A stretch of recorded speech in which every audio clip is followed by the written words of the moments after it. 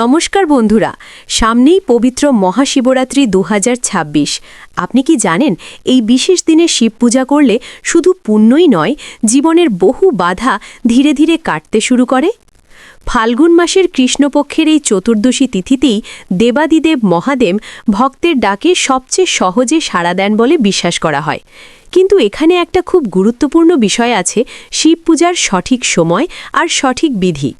৪ প্রহরে পূজা কেন করতে হয়, কোন প্রহরে কোন উপকরণ নিবেদন করবেন, উপবাস করলে কি কি ভুল একদম করা যাবে না, আর বিল্বপত্র অর্পণের সঠিক নিয়মটাই বা কী, এই সব প্রশ্নের উত্তর একটা ছোট শর্ট ভিডিওতে পুরোপুরি বোঝানো সম্ভব নয়। তাই আমি আমার চ্যানেলে মহাশিবরাত্রি ২০২৬-এর পূজাবিধি, সময়সূচি, ৪ প্রহর পূজা এবং উপবাসের নিয়ম নিয়ে বিস্তারিত একটি লং ভিডিও দিয়েছি। ভিডিওর লিঙ্কটি নিচের কমেন্টে পিন করা আছে। সঠিক নিয়মে পূজার ফল পেতে ভিডিওটি অবশ্যই গিয়ে দেখবেন। এই মহাশিবরাত্রিতে মহাদেব যেন আপনার সব কষ্ট হরণ করেন। হর হর মহাদেব, জয় শিবশম্ভু।